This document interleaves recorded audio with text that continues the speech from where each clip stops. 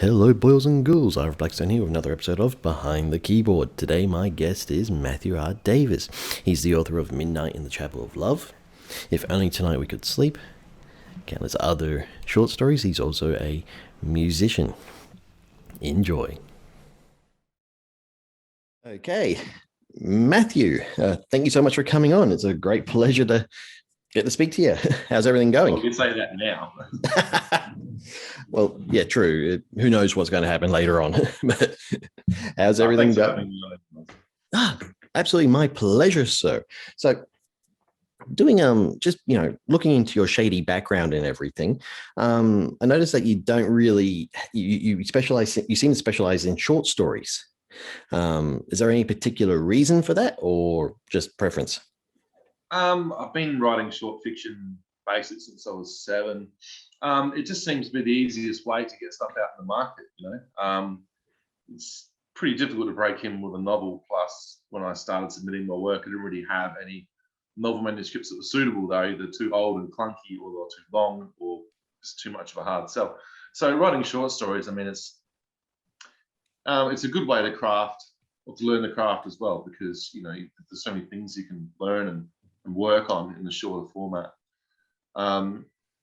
That said, I mean, I'm trying to get back in the swing of writing longer works. I'm planning to start writing another novel manuscript this month. As to whether that's going to happen or not, we'll see, because I'm still trying to crack a couple of the important elements. It's proving really frustrating. And then there's other short stories I need to write very soon, and that's not happening either. So kind of under the pump at the moment. But yeah, get back to the question. I don't know. That's actually a good enough answer, honestly. So you like, for me, I hate writing short stories. Absolutely hate them.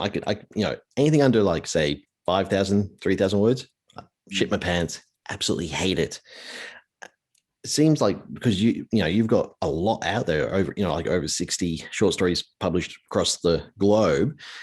Is it just easier for you as well? Like, time-wise, it is, yeah. If I can write a short story in, like a day or an hour, even depending on the length of it, and that's another piece done, and that's something I can send out to relevant markets.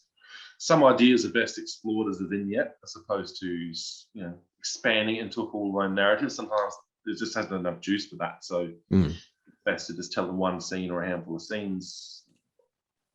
I forgot what the question was. Oh, just that for me, writing a short story, trying to get that,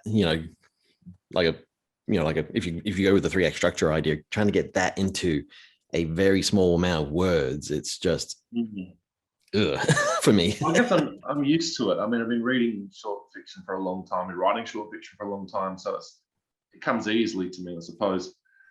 That said, there are certain types of things that are difficult. I mean, every year, Big Finish Audio holds a contest to write a Doctor Who story. Ooh. And then the winning entry will be recorded as an audio and put out through them.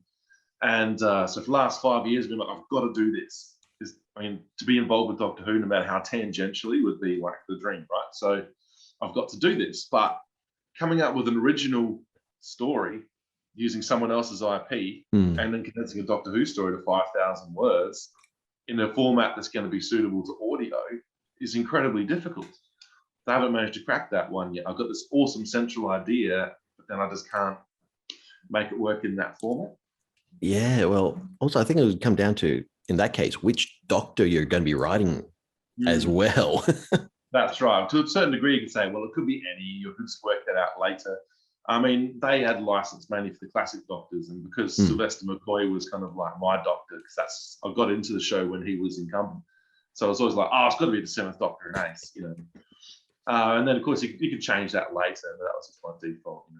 No, well, that makes sense. But I mean, I was the same. When my parents introduced me to Doctor Who, it was Sylvester McCoy, and for some reason, when I watched the other ones, it doesn't compare to him, because he was crazy. He was the OG for you, so that he set the template. It was for me. I mean, I grew up seeing the others first. I mean, when I was a child, I remember seeing like a few, Bakers, Davisons, even Trout and Pertleys and stuff like that. But I didn't actually start watching it and becoming a dedicated fan until the late 80s. And that's when McCoy was the Doctor. And of course, I was reading the novelizations as well. So I was kind of catching up with all of them at the same time. Okay.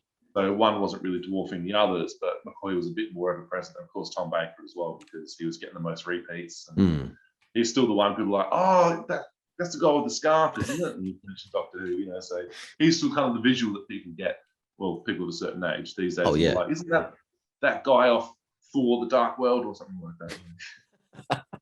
Oh, yeah. Those people you don't want to have anything to do with who get that mixed up. No, as long as they're involved, as long as they actually know what we're talking about. True. But see, I'm a rare bird. I don't like Tom Baker as the Doctor that much. I when it comes down to the two Bakers, I prefer Colin Baker as well. Okay, it's a controversial opinion. Oh, well, the reason is, apart from watch Sylvester McCoy, and then one of the first video, VHS. This is how long ago it was. I remember my parents bringing home from the ABC shop. It was the Trial of a Time Lord box set that was inside a metal TARDIS. Okay. And after watching, Sylvester McCoy, they said, okay, this is the Doctor that came before him. And I was kind of like, lots of questions right now, because I didn't, I wasn't still trying to figure out the whole, like that regeneration. And Trial of the Time Lord, that one, yeah, everyone says he was arrogant and all that. True. Yes. For me, Tom Baker was too fantastical, if that makes sense. A bit too large, a bit too over the top, maybe. No, a bit too. When I say fantastical, it's like I didn't believe he was the Doctor. He didn't have an edge to him. He just seemed to be, like kind of like going from Sean Connery to Roger Moore as Bond. It just it didn't work for me. Okay. As you can see, I write for a living, and I can put my thoughts out properly. Oh, yeah, I can, as long as they're in the written format. If I can talk about it, I'm going to sound like an absolute moron. But hey, let's try. The first novelization I actually bought was Terror of the Vervoids from Trial of the Time Lord. That was the first Doctor Who book that I bought with my own money. Wow. And I thought it was really good. And Pip and Jane Baker used all these loquacious, vivacious kind of words, which is good as a budding writer to learn all of this. But about a year ago, late at night, I thought, I'll put on Terror of the Vervoids and watch that. It's been a while since I saw that. And I got through 2 episodes and I thought, man, this is dire. It just didn't work for me. I mean, it was too stagey and too slow, and it's looked cheap by that stage. I mean, they're really scraping the bottom of the coffin by that point.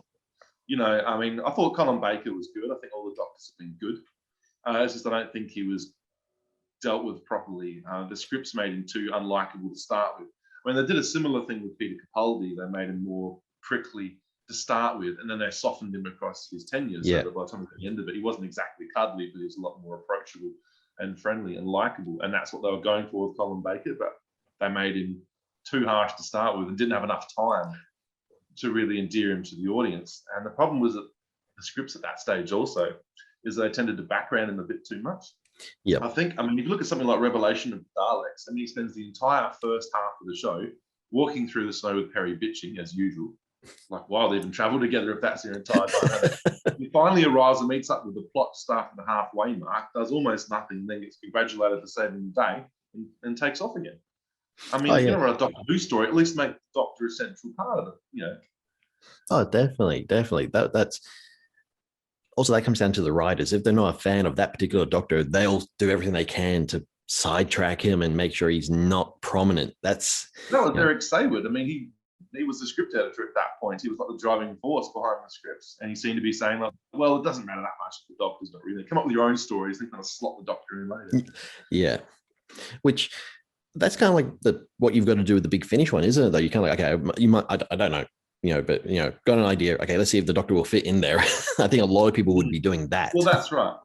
Yeah, that's right. I've got a couple of really good SF ideas. I don't come up with many of those, but I've got a couple of really good ones that would work in that format. It's just, how do I build the story around it?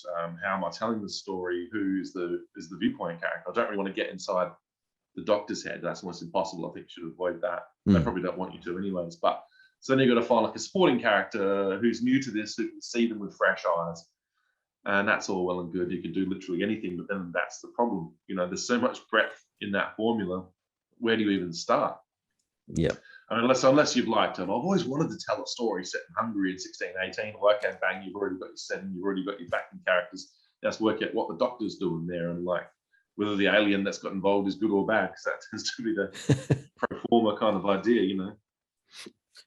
Oh yeah, well, that makes sense though, because I mean, I was talking to another author who basically said, they would love to write a story set, medieval times, but they can't because they don't, apart from the research factor, but also that they're not from that era, so they wouldn't know what sort of things they could, how to have the characters speak and all that.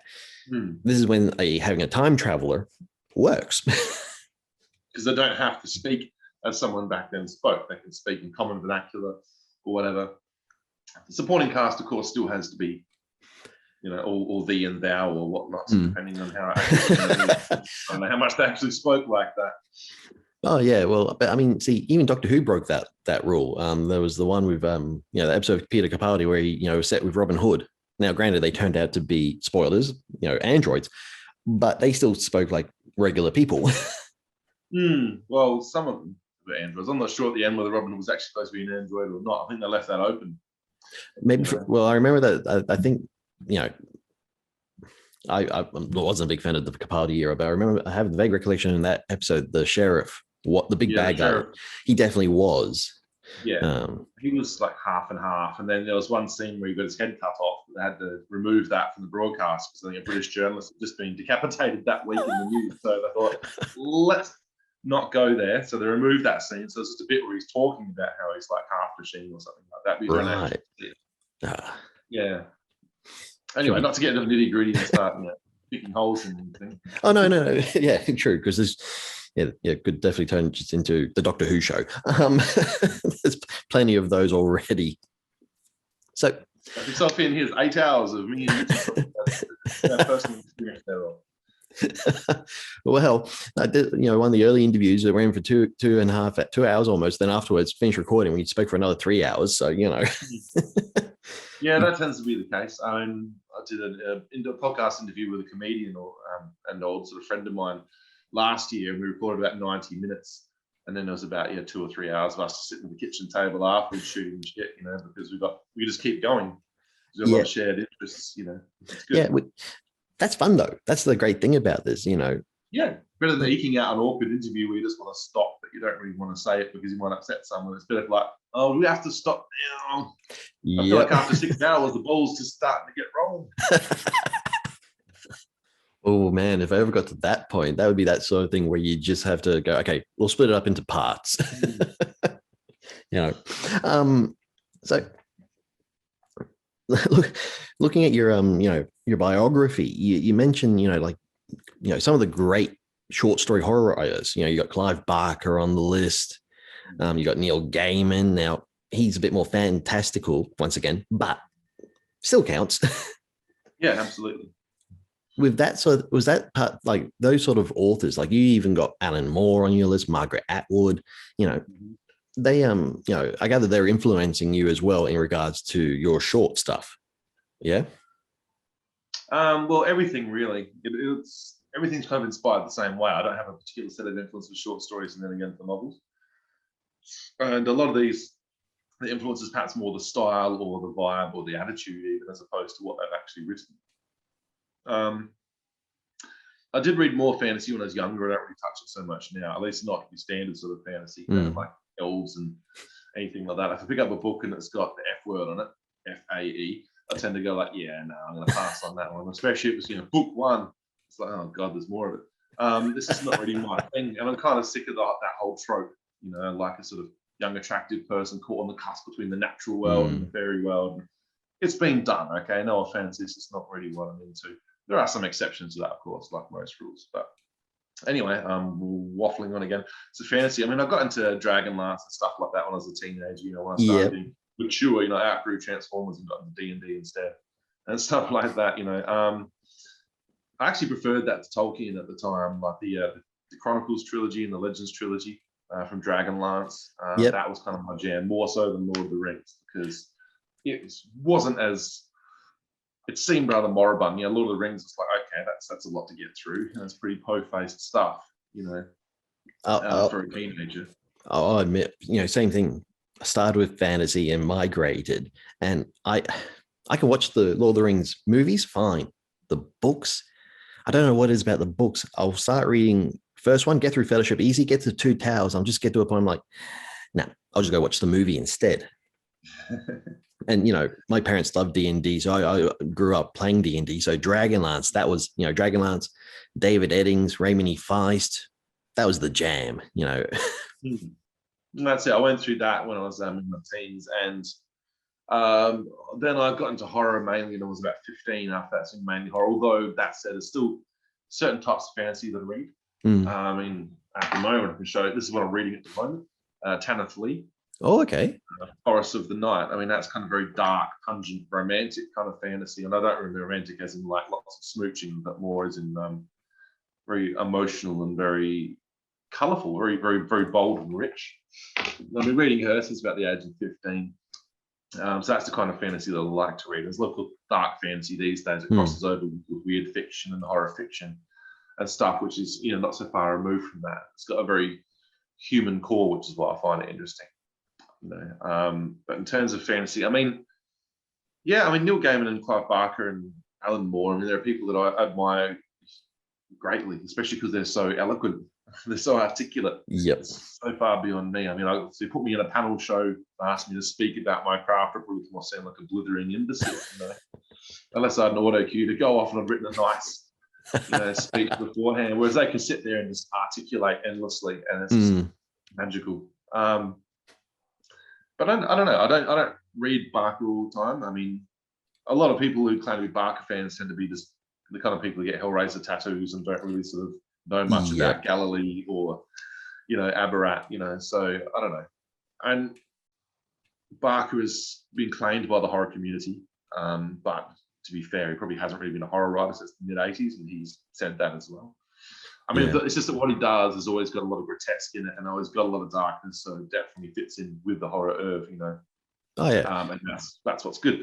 And that's kind of the approach I take as well. I mean, I'm a horror writer, but it's not like everything I do is horrific necessarily or overtly. I mean, sometimes the horror is more subtle, or sometimes there are other elements blended in as well. Sometimes I write a story, I'm like, oh, that's not scary at all. It's just kind of emotional, paranormal or something, about it. A haunting and like an old love and an old, like betrayal or something like that. And then maybe there's a resolution. You're like, well, that feels good. It's not really horror though. Okay. But it's not like you have to do just one thing. There's no reason why you should ever do just one thing because, wow, that's so boring, right? Oh, yeah. But I mean, I've had that same experience where someone says, oh, this is horror you're reading. You're like, yeah. But that's the good thing about horror, because horror does run the gamut of everything. It all comes down to who's reading it, who's writing it, and what scares them. I think the only time you can definitely say something's not horror is when it's Twilight. Well, even then, it's got some of the iconography of horror, but having not read it or seen the films, it's really, a bit cheap of me to take shots at it. I've not read it. I did watch the first movie just so I could badmouth it. Yeah. It is horror, but not in the genre. It's just horrible. Well, look at the synopsis. I mean, like 108-year-old man lurks around a high school, breaks into the room of a girl there and watches her sleep. I mean, that sounds like a horror movie right from the start, Well, that's the thing. A love story. But that's the thing. If you write it, if you were to twist it, it would be scary as all hell. But just because we're still in that, we're still coming out of that era when vampires were the dark gothic romantic heroes, not monsters. Yeah. But I mean, arguably, it's more horrific if someone thinks that is a good basis for a love story. Hey, just stalk a girl at high school. I mean, you're over a century old, but hey, sure, go to school, because why not? That's where the fresh meat is. And then pick one that you like, that you want to drink, or that you don't want to drink as well, and then follow her around and break into a room and watch her sleep and tell her how much of a threat you are, and she just sort of blandly, agrees and hopes that you don't drink her, and then eventually knock her up. Okay. Just the way you just said it, that's definitely more of a horror story than a love story. It feels more like The Collector than it does anything else, It does. That's not a good basis for a romance, you know. I mean, like, if people ask how me and my partner met, and I said that, they'd be rightly horrified, you know. Oh yeah, but it's also those are the same people who look at Twilight and go, "Yep, perfect love story," and then they say, "I want a relationship like Harley Quinn and the Joker." I was about to mention that. Yeah, Yeah. I mean, why would you want that? He's yeah. a terrible partner. He said, I want to be like emotionally abused by a maniac who just, you know, throws me under the bus at every opportunity. Oh. Okay, there's some advertising here for someone that's come and prey on you. That's a problem. But anyway, far be it from me to, you know, belittle someone else's peccadillos. It's just not a healthy way to go about things. Yeah, yeah, that's it. You know, but you know, you've done your due diligence right there. You've done your, you know, disclaimer that you're safe. And I just should have done a disclaimer at the start. Don't listen to anything I say. Probably not going to affect your life that much. So, you know, be wary of set aside in the next 45 to 60 minutes to listen to me drone on, because is it really going to help? if someone takes anything away from this, then yes, you've done your job. Yes, well, let's hope so. Let's hope they take away from this. This guy is very articulate, knows what he's talking about. I must buy his books. There and we Matthew go. I. Davis guy's all right as well. Well, so now going back to going to your books, you know, yeah, you've got your two collections, you know, Midnight in the Chapel of Love, which great title. I know, it's great. It does. Not blow my own horn. I just thought, as soon as I thought of it, I thought that is it. That's a brilliant title. Oh, yeah, and it's stuck. Oh, it conjures up. Well, for me, you know, conjures up one hell of an image. Oh yeah, not PG-13 image though. Definitely not family friendly. Oh, okay. Yeah, you know. Do you see the book title and think, orgy in a church at night? Okay, fair enough. Yeah, well, I go more, you know, demon orgy, you know, Baphomet making an appearance. You know, let's go 100% obscene, horrific. Let's put the pedal to the metal. Okay, well, I can. Sorry to disappoint. Baphomet has turned up in this book, and there aren't any orgies. Well, actually, I can't really say there aren't any orgies. Spoilers, but there aren't any orgies in churches. You say that. Oh no, but any churches, but you know that's okay. Oh no, it's okay. I mean, I do enjoy extreme horror and all that sort of stuff, but every now and then you've got to have that palate cleanser. So you know, yeah, I actually find it a bit strange. This is my first novel to be published, given it's probably one of the least horrific ones that I've written. Really? Yeah, well, it's definitely horror, and it's got that foreboding kind of vibe all the way through it. It reads like a horror novel, even when nothing overtly horrific is happening. But yeah, it's more subtle, like the horror's background that kind of is underpinning everything. And then when you think about the implications of it at the end, it's quite chilling, but you haven't got toothy monsters popping up all the time and like disemboweling people, or like, you know, ancient gods sort of being summoned or anything like that. I mean, it's a bit hard to describe, and I don't want to give anything away, but yes, it is a horror book. It's just, you know, sometimes I feel like I have to defend it a little bit because if you're horror enough, which is weird because sometimes people look at you a bit askew when you say you're a horror writer, so you try and downplay it a bit. It's like, oh, it's not like that. You know, it's not like zombies eating people's faces all the time or anything like that. It's, you know, got more heart than that. And the heart often stays inside the person's chest as opposed to being ripped out and guts and blood. But then I shouldn't feel the need to make excuses for what I do, and I don't really. It's sometimes I'm trying to make people understand that whatever idea they have when they think of horror is not necessarily what they're going to get if they read my book or my work. You know, they might be expecting fountains of Gru and they read it and like, oh, that was actually, you know, a thoughtful study of the human condition with some ghost chucked in. Or they might be expecting something like that and actually get one of my rougher stories and go like, oh, well, who knows? Well, okay. So you run the gamut of creeping, atmospheric horror to, you know, splash the walls with blood and guts and gore. On occasion, I mean, not too often, but it does happen from time to time. I mean, from my first collection, If Only Tonight We Could Sleep, I mean, that's mostly sort of quieter, more thoughtful horror with like really eerie implications. And then there's the occasional story where, yeah, the shit does hit the fan. The blood hits the walls. I mean, just because I thought I don't want to seem like one of these writers who does just the quiet horror, and like there's a certain type of story where, you know, like it's, you know, slightly strange things happen and people stare at the walls or at windows a lot, and at the end it's just really more implied than anything else what's actually happened. And you know, some of the stuff's really well done, but sometimes you kind of wish that something happened you know, and like, so I try and walk that line. Like, I don't want to. Sometimes I think it's best to leave people going, so what actually happened there? Hmm. Oh, geez. Oh, wow. You know, rather than being like, oh, that was a satisfying and wrapped up neatly, bang, put it down. I Okay. mean, you know, people's mileage varies, but, you know, Oh, well, I'm just yeah. doing what I want to do, not what I think people expect. But yeah, it definitely does run the spectrum one end to the other, because I mean, you don't just do one thing, right? I mean, Hmm. imagine if you said like, "I will only have sex missionary style." I mean, like, how dull would that be? Sure, not bad. You can get a fun out of it, but I mean, especially people aren't going to come back for more all the time if that's your attitude. You know what I mean? Plus, you're not going to feel personally satisfied. I mean, speaking as a consumer, I mean, I read very widely, a lot of different um, you know, genres, styles of music. I listen to almost all kinds of music because it really depends on the mood that I'm in and Hmm. what I want to hear.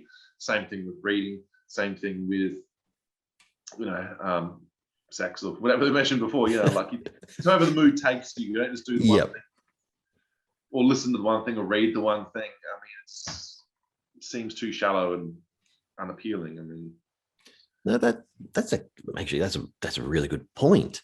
I mean, because my first novel, Zombies, took the easy way out. it was called Zombies. No, it was called The Big Smoke. It's actually a Oh, female right. James. It's female James Bond on a mission in Cuba at the beginning of the zombie apocalypse. Okay. Is it set in the 60s? No, it's at now. Okay. Yeah.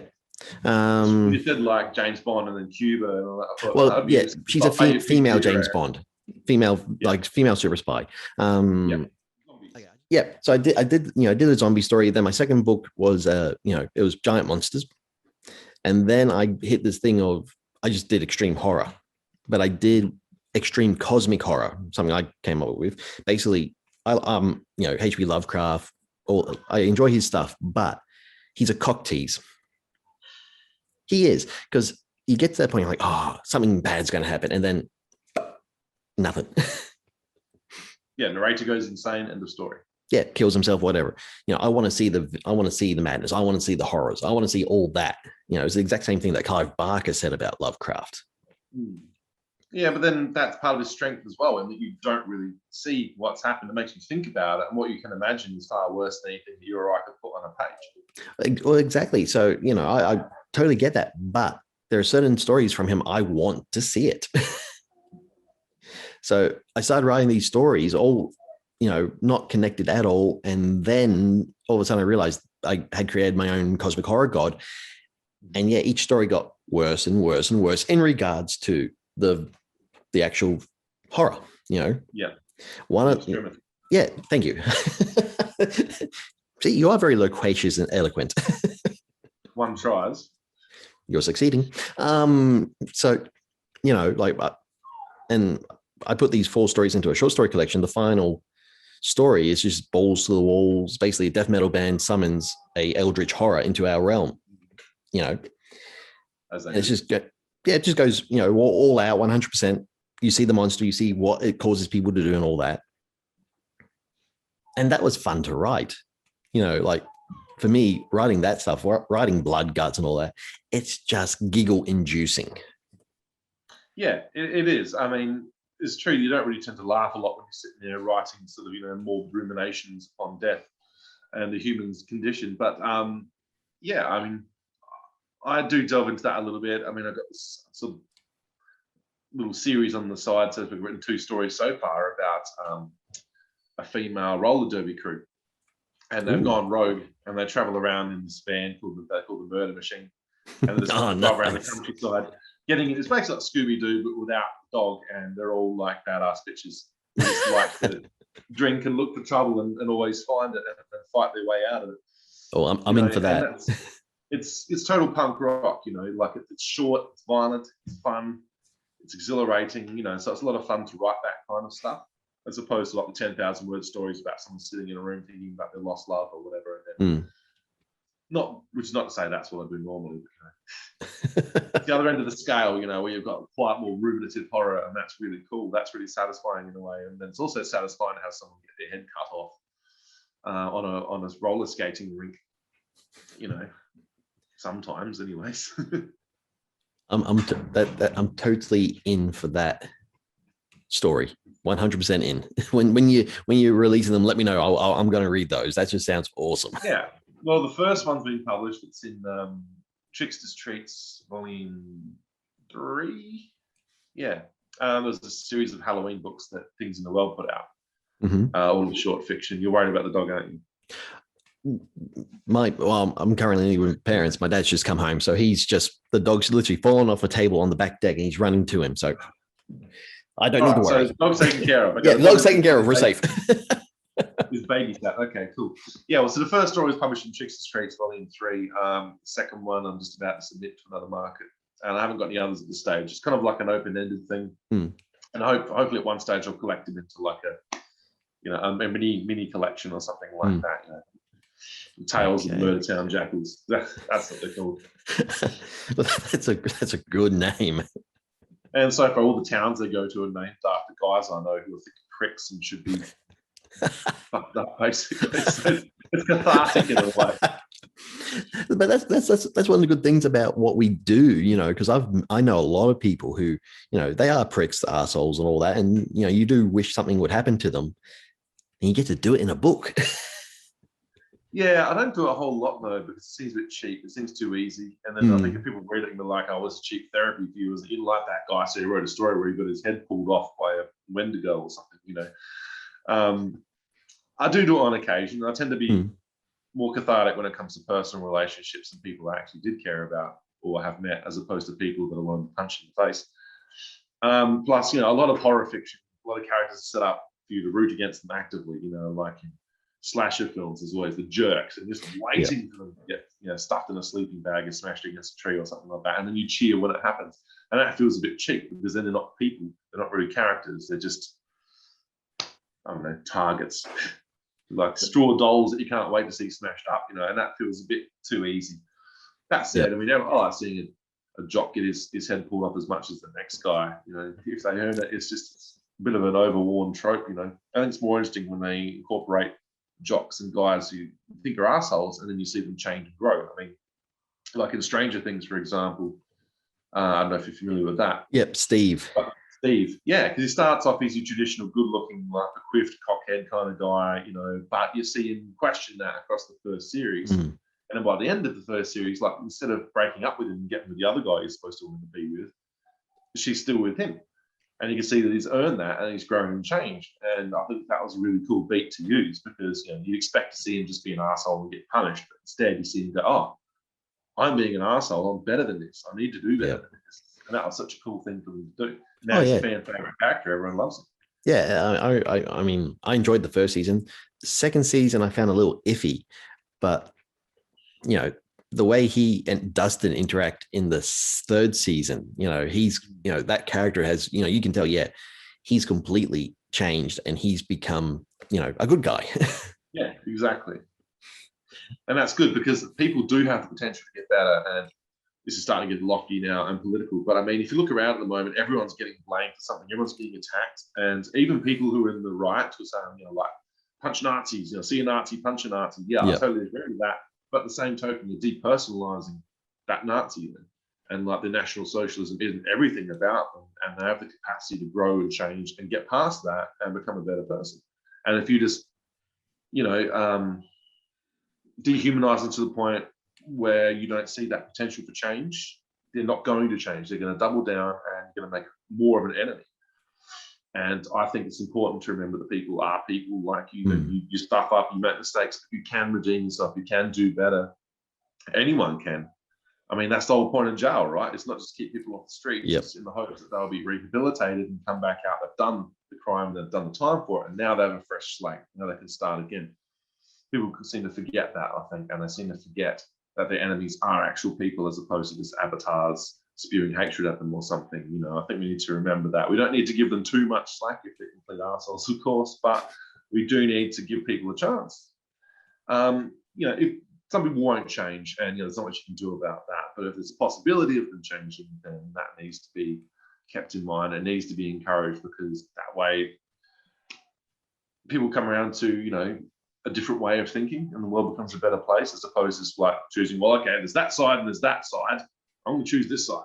and then Yep. bang, bang, bang, clashing forevermore, nothing changes. I mean, we could all come together. I'm a bit of a hopeless optimist in some ways, a bit of a hippie, so probably tell that now. That's okay. I mean, honestly, and I totally agree with all of that. People do have the ability to change. Some people embrace it and they change, and other people's they stay like an asshole. But the thing is, especially when you see it yourself. I mean, like in the last few years, I've learned a lot about myself in bad ways. Like I've stuffed up and caused pain and things like that. I never intended to, but through all that, I really strove to be better and to be understood and forgiven for all of that. And if I do, then surely everyone else does. And unless what you've done is too bad, then surely you deserve that chance. But, I mean, yeah. Look, I'd learned that I wasn't quite the person I thought I was. I realized I wasn't quite as good as I thought I was. I was assumed that I was a pretty good person, and I am by and large. But there was some things that I'd missed, some old programming, I suppose, that needed to be deleted. Yeah. But I recognised it was there first, and I did. So when I did, it was a case of like really feeling like I hope I can be accepted after all of this, and I have been, and most people think I've been too hard on myself. So it's nice to know that you can redeem yourself, so to speak. I was always a bit skeptical about the whole redemption arc, where like the villain's introduced and then they end up sort of turning half good, and then but because they're a villain, they have to die to really redeem themselves. Otherwise, they go and be rewarded for their shitty behavior. And that seems again like a pretty cynical kind of trope, I mean, I understand the whole redemption arc a bit more now, having been through a little more myself, but then I wouldn't exactly call myself a villain, and I hope I don't die for my sins. Well, I mean, I totally get that. Past 5 years, up until about June of this year, I was living in Mexico, and I got married, I got divorced. I learned a lot about myself, and it was that sort of thing, that some of that program that you don't realize is there, and all of a sudden something happens, you're like, oh shit. And you've got to, either you kind of go, okay, well, I got to work with this, I've got to work through it and try to be better, or you just go, oh, fuck it, I'm too lazy. It's everyone else's fault anyway. Exactly. And I mean, going through all that, and correct me if I'm wrong, but this is, for me, going through all that, it's actually helped me with my writing as well, because I can write, the characters I write, they used to be relatively, like superficial, relatively, but I can, now they've got that, there's always that little deeper element of understanding and, lack of a better term, humanity to them. And that is so important. I mean, I read a lot of horror fiction. Some characters are just, they're characters, they're not people. Yep. I think, I try and add a little depth to it so that, the person seems like a real person, even if you're only with them for 3,000 words or 5,000 words, so like, oh yeah, they feel real to me. They feel lived in, so you can relate to them, and then what happens to them matters a little more. Rather than like, Mary got out of bed and had a shower and she worked at this place, and that's all you ever get to know about them, Yep. I mean, there are so many little ways you can describe a character, or like give you something about the character, the way they interact with other people, the things they say, the things they keep. I mean, if you walk into someone's house, you can learn a lot about them just by looking at the books they have on their bookshelf, or the types of movies that they own, if they own anything like this at all. I mean, maybe in 10 or 20 years, it'd be weird and antiquated to own, art. But yeah, you can tell a lot. It's like, okay, listen, this kind of music, but also this kind of music, which means they're not like a one-dimensional kind of person. Like when they read this kind of stuff, I can see what their interests are. I can see the kind of work the vibes with them. Yeah, so you can learn a lot about people like that, and you can put little things like that and little indicators in your fiction, signposts about a character, if you will. Oh yeah, oh definitely. And I think not a lot, but a lot of, let's say most, I'm probably going to get, someone's going to come after me for saying this, but I think a lot of starting out horror authors forget that, and they just focus on the scares. Well, if that, I mean, frankly, a lot of stuff that I've read, I'm not going to name any names, but I mean, at a certain level of horror, a lot of stuff is kind of like, then the snake jumped out of the water and bit his face off and blood spurted on the wall. I mean, there's not a lot of poetry to that. It's just like literally describing something that's happening in a scene. There's no real shock to it. There's no real value to it either if you don't know who the people are. If it is, hi, I'm Bill. Now I've been eviscerated. Who cares? Yeah. You know, I mean, give us something to root on. Like Bill's about to be eviscerated. Oh no, come on, Bill, run faster. We like you. Oh damn, now your guts are everywhere.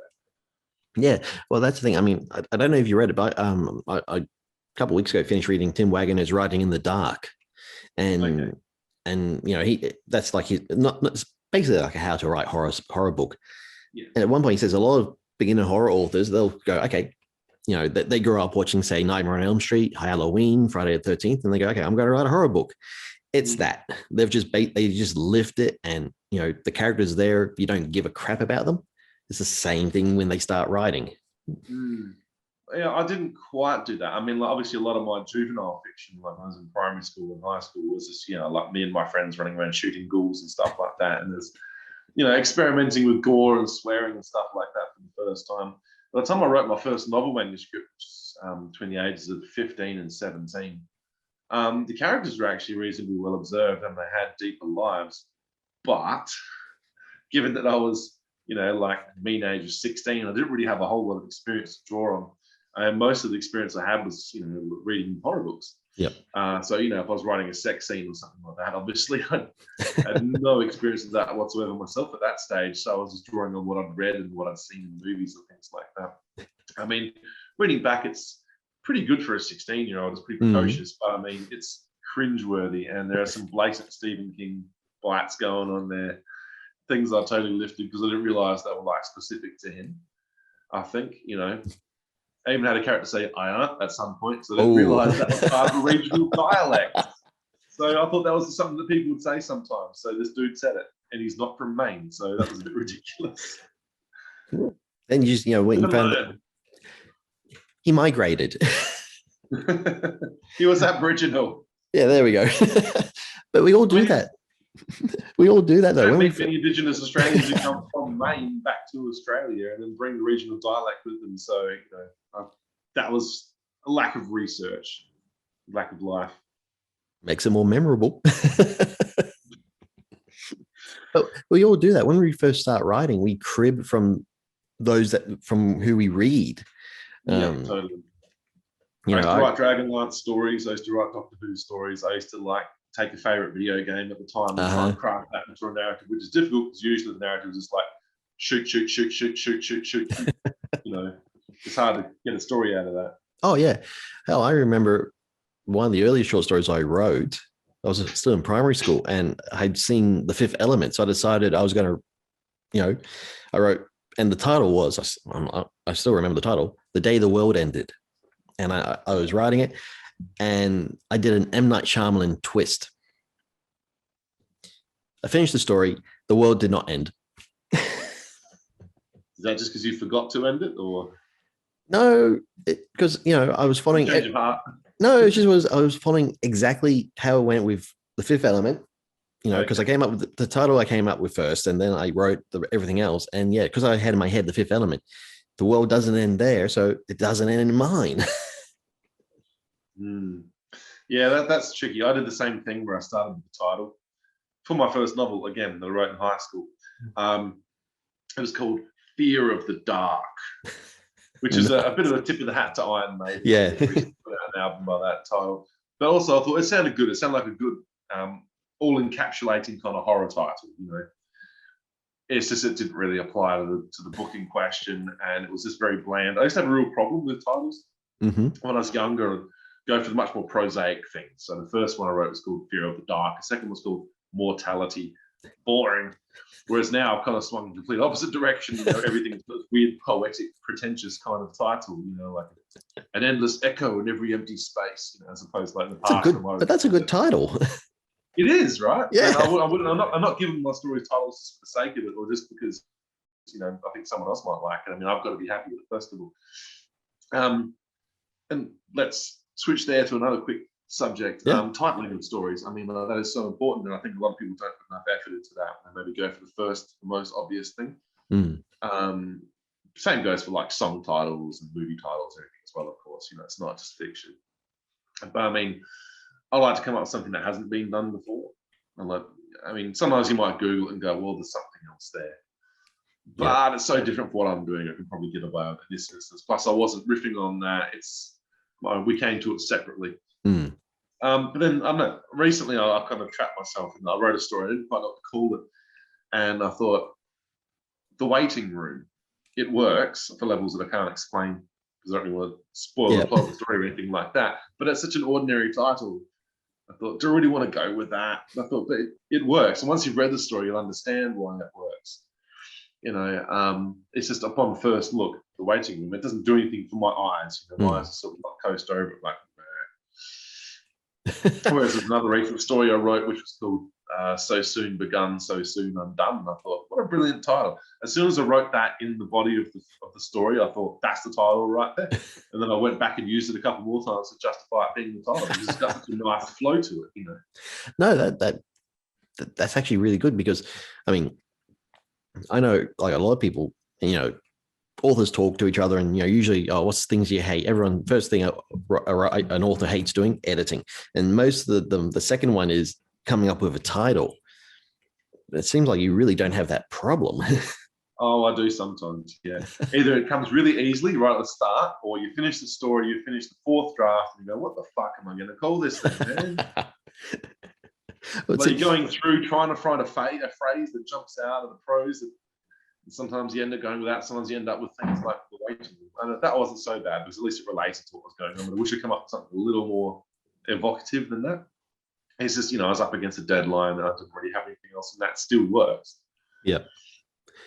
There's another one recently I called it Visitation Rites, RITES. And I thought, that's pretty cool. And then I Googled it and found out it had been used about 6 times before in different fields. And I was like, oh, damn it. But no one's written a story called that as far as I know. So I thought, in this instance, because I came to it individually, I didn't sort of follow someone else to this. Because sometimes I will name stories after songs or something as well. So basically cribbing from someone else. But, I mean, there's a long and proud history of doing that. Oh, yeah. Other people doing that, especially in recent years. I mean, it started, of course, with people naming everything they could after, like, Shakespeare quotes or whatever, try and give things a sheen of class, Now I'm doing the same, but with songs by The Cure or something, Well, that's the thing. I mean, I had a short story in an anthology, and I used the title Black Ice, taken from AC/DC. Okay. Yeah, one of their albums, and I always liked that title, so I came up with a story, right? That's going to be the title, and it works. Sometimes it works brilliantly. Other times it can, shit in your face and you fail. Yeah, well, I mean, my first collection is called If Only Tonight We Could Sleep. That's the name of the Cure song. Yep. Which is actually mentioned in one of the stories, which is why it got a Guernsey, not because I like the sound of it. But I was having trouble thinking of a title for it. And I was going through and I was briefly considering calling it Knives of Ice because there was an analogy that I used or a metaphor or something like that twice, like in there. Something. It was vaguely related to that. So I thought, yeah, that's okay. And I read through and I was just like, why did I find tonight I could sleep, y'all? It's like, I like it. It's a bit obvious. I mean, everyone knows I'm a huge Cure fan, and let's name my first book after a pretty well-known song. I mean, I thought it was a bit of a deep cut, but like a lot of people have covered and stuff lately. But I mean, yeah, look, it works for me. And because it's actually mentioned in there, there is a somewhat tenuous relation to it. It's not just like grabbing it out of the air and going, okay. Yeah.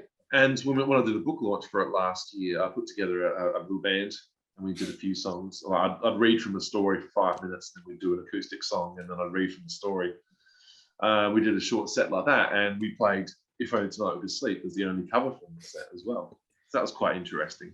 Well, see, that's the thing, because, doing the research, anytime I'm doing this for, getting ready for an interview, I always go onto YouTube and type in the name of the victim, see if they've done other interviews or anything like that. And when it popped up, that was one of the things that came up for you doing the cover of it.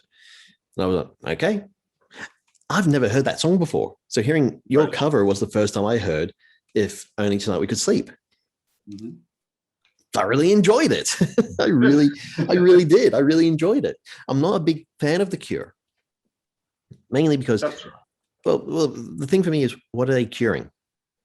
Honestly, Wow, so No, it's a semantic issue you have with the bands. I don't care about the music. I'm just wondering what their yeah, point is. there's that's arrogant to say, yeah, we're the cure. Well, what are you curing? But Do they exude penicillin or something? They touch their fans and like cure them from lameness and blindness? No, they don't. Well, it's just that they used to be called Easy Cure.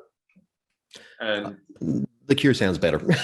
exactly. At some point, Okay. Robert went like, you know what? Because that was one of the drummers' songs, Easy Cure, and I thought we'll call the band that. And after a while, Robert thought, I don't like that anymore.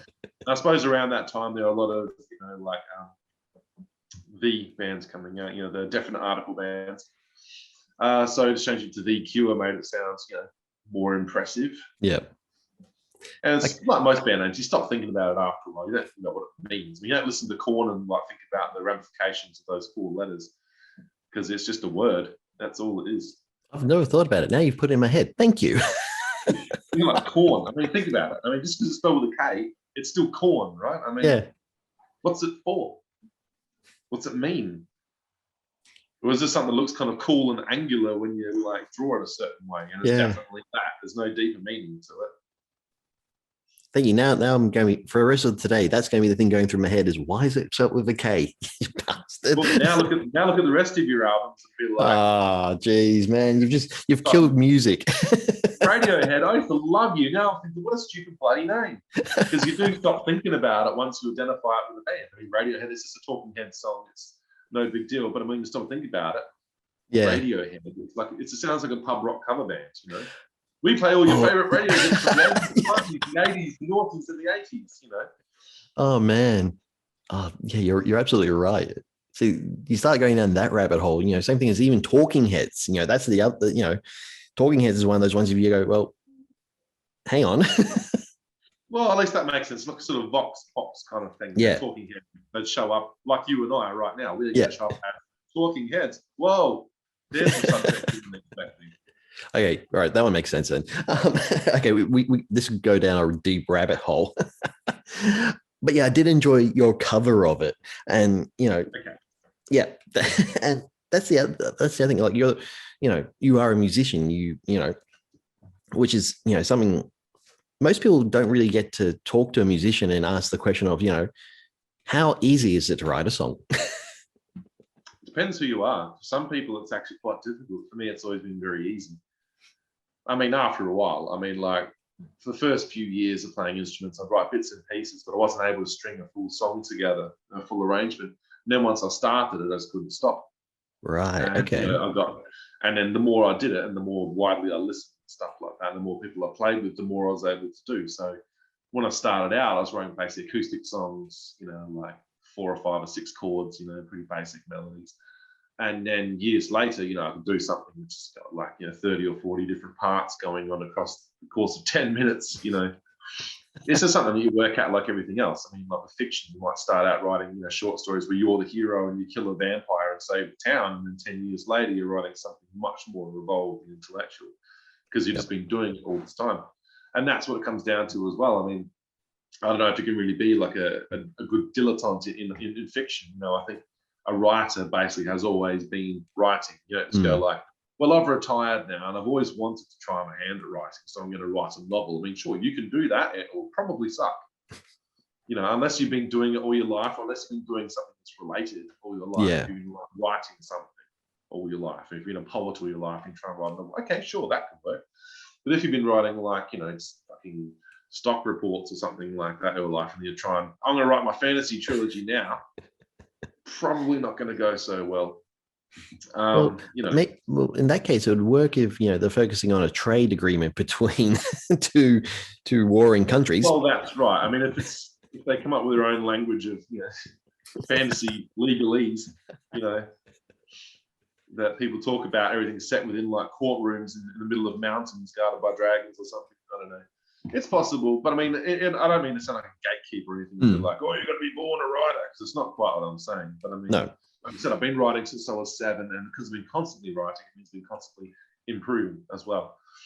So any level of craft I might have achieved now is due to diligence and perseverance, as opposed to like, oh, he's just born with it. It's not Maybelline. It's You know, But, that's something you do have to work at, and you do have to read a lot and look at your work objectively as you can and be like, okay, that's not quite matching up with the market at the moment. Or sometimes think, actually, you know what I'm doing is better than like 75% of the stuff I'm reading. So maybe I should be sending this stuff out.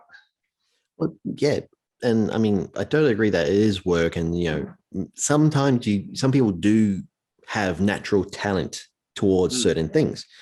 And I think, being able to string a sentence together on paper or on a laptop or even a text message is very important, but also being able to naturally tell a story in an entertaining way, that's a big part of it. It is. Anyone can string words together, but it's a matter of putting the right words in the right order and creating the right rhythm. And I think that's what a lot of people don't understand, is that writing is about rhythm. Yep. And I think that's why my music has really helped me as well with writing fiction, in that you internalize rhythm, and then when you're writing, you're doing it without thinking about it. You're creating beats, you're creating rhythms and stuff like that within the prose. Yeah. Otherwise, it's just a bunch of stuff, one thing after another, and then it stops. It doesn't have a life beat. It does have a heartbeat. It doesn't have a pulse. Yep. Whereas I don't really think about terms of like, okay, how many peaks and swells or dynamics or anything like that. But I think it's kind of internalized from writing songs, partly, as well as writing fiction. It really helps. And sometimes I look at sentences, I want to read them aloud. I can see I've got these little internal rhymes bouncing off each other that were totally unintentional, but which is why writers should listen to hip hop. They should listen to good rappers, because it is literally poetry, It's street poetry, and somewhat's really verbose and interesting. And I think once you start doing that, because I've been writing lyrics for so long and writing raps and stuff as well, it does actually help, because it does actually become a little more poetic, and the reader won't always necessarily notice, but just rhyming things or using assonance in little places like that, it really brings a sentence to life. And most of it tends to be subconscious in my case, or alliteration. That's another thing. Yep. Really can't go overboard with that one. Sometimes I've gone through and gone like 1, 2, 3, 4, 5. Okay, let's prune that one back a little bit. Sometimes alliteration is fun. Oh, absolutely. It's always like, how long can I keep this going? See, and that's when you've just gone, screw the market, screw the readership. This one's just for me. Everything's just for me. Yes, story of my life in a nutshell. But when it comes to art, I'm very self-indulgent. I create what I want to create. I don't give a fuck what everyone else thinks. If anyone else likes it at the end of the day, that's gravy. And obviously I do want people to like it. I'm not in this entirely for my own health and satisfaction, just 99%. But what I want is it to be a positive response. So yeah, sure. But I think you write what you want to write, and then the reader can tell that that's honest. That's what you want to do. You're not going, okay, I'm going to conform to market standards, or I'm going to do what people expect from this genre, or like, hey, what's that guy doing? That seems to be working. I'm going to do that. I think a reader can generally tell when that's going on. And the whole point is just to come up with your own voice, to be idiosyncratic. People start reading it. They're blind read a story and they're like, that's that Matthew R. Davis guy, isn't it? I can tell because there's like 6 words in a row that start with the same letter, and the title is a load of wank.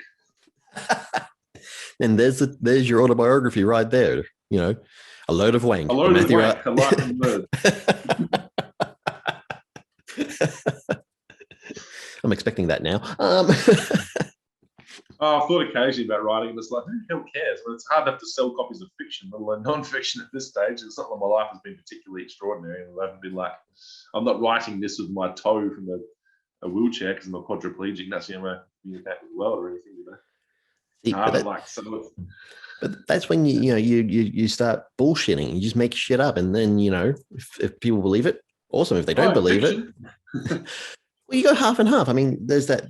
My dad is a great verbal storyteller, and he's always in his side of the family. The saying is you don't ruin a good story with the truth. Yeah, never let the truth get in the way of a good yarn. Yeah, it's one of the old Aussie axioms. Yeah. I do get that. Well, the thing is, some of my fiction is like so heavily informed by reality that may as well be that. I had a sequence of stories, or rather different, but across say 2018 and 2019, I wrote at least half a dozen stories, all of which were heavily informed by a relationship breakup that I've gone through. And if you know that, you can really tell, because sometimes I just basically chucked my partner in there and changed her name, and that was about all I did. Or like I put myself in there, bleeding from all fucking wounds and orifices, and just changed the character's name, and like you can still tell it's me. I mean, Vision thing from Black Dogs, Black Tails. Again, I cribbed that title from Sisters of Mercy because there's a reference to them in that, and I've just been to see Sisters of Mercy just before I wrote that story too. That one, I was recently shortlisted for a Shadows Award, so people seem to like that one. But that one is very much thinly veneered reality. I mean, that was trying to deal with the aftermath of that breakup again, and there's a lot of reality in that one. So much so that it seems a bit masochistic to me at times, but it translates because I think you can tell it feels raw, and that's cool. That's a positive thing you can get out of having your heart broken and like your life dragged through the ashes by yourself and your own terrible actions. Is that you can get something really raw and bloody out of it. People read it and they relate to it in a really direct way. It's not like a barrier between you and the audience then, because everyone's had their heart broken, everyone's done dumb shit. Everyone's wanted to go back and change something that they've done or something that happened. That said, I mean, things have had a much happier ending in real life than they have in fiction for that story. So, well, that's good that real life has the happy ending. Yeah, it didn't look like it was going to for a long time,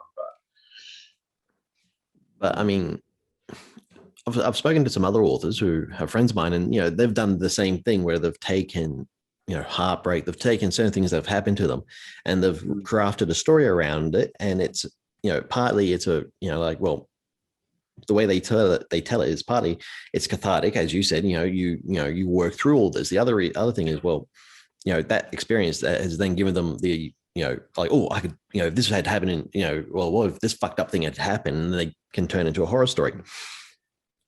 Is it easy doing that? Because for me, I mean, I've only been publishing since 2018. And before that, I was writing movie scripts. So, big difference in things. But is it easy sitting there and going, okay, this horrible fucked up thing happened to me, and then using that as the genesis of a story? Or is it just something that happens without even being aware of it? Well, I don't really know, because I mean, stuff that's happened to me has generally been not as fucked up as what a lot of people have to go through. I mean, there are people out there with much worse stories than me, and for them it might be really hard to put that into fiction. For myself, I mean, like having your heart broken, being a bit of a dick sometimes. I mean, it's not really that grueling when it comes down to it, So no, I don't tend to sit down and go, I'm going to write a story about my relationship, because that doesn't tend to end pretty well. I mean, it tends to be too studied. But sometimes with that story, for example, Vision thing, I mean, the theme of the story was, dogs, horror stories involving dogs, but the dog doesn't die. Okay. And like Black Dog, okay, so we get Black Dog depression. Okay, I feel pretty depressed at the moment because, I mean, it's a protracted aftermath of that relationship. It was a very complicated issue. And I was often really feeling down. I thought, okay, let's literalize that. And I thought, what if this actually appears? And like the working title was The Girl with the Black Dog Tattoo. Oh, cool. It was going to be an apparition who had a black dog. Instead of an actual black dog appearing, I thought, let's change it up a little bit. So now it's a woman with a black dog tattoo, but she is playing devil's advocate in a way, because she's saying to this depressed character, okay, I'm going to show you how your life has failed and how miserable it is, and after all that, you're going to kill yourself because there's no point in you being here anymore. And then she proceeds to do that to the main character, who then has to struggle to find reasons not to cave in, because she's showing him how his relationship with his family isn't that great, and like, of course, his romantic relationship, where that's at now, and how much pain that's caused him, and how there's no going back. And so in a way, I guess that was me sort of like finding reasons to carry on. Not that I was really suicidal or anything like that, but I mean, it is about persevering. It's about finding a way to go on. And so I think that works in that regard. But yeah, I wonder if I should give her that story to read at some stage, see what she thinks of it. But babe, you almost won an award. That means it's good. And you're not really actually in it. It's inspired. It's loosely based. Yeah, well, look, I mean, she's an artist too, so we understand these things, how these things work. Yeah. Oh, yeah. Okay. as I said, for me, that sort of thing, I'm happy to talk about it with people, like to a certain extent, but taking, like for example, some people said, oh, look, you know, going to Mexico, getting married, all that would make a great story. And part of me goes, yeah, it's a great love story up until the marriage breaks down and depression and suicidal thoughts and all that sort of shit. And then I said it to another author and he said, you can turn it into a horror story. And part of me was like, I lived it. I went through it. I don't want to bring it up again, having to write it. Well, yeah, that's the thing. I mean, this novel that I'm supposed to be starting work on this month. I mean, initially when I came up with it, part of its remit was to explore the relationship that I just ended. Kind of dig into it and look at it from another angle and try and come to terms with the ending and everything like that. Yep. And I've been working on this plot for a couple of years now, and things have changed. You know, I mean, like things are looking up now. I mean, I don't feel the need to do that anymore because it was very, very painful at the time. You know, but we've moved past that, and things are in a much better place now.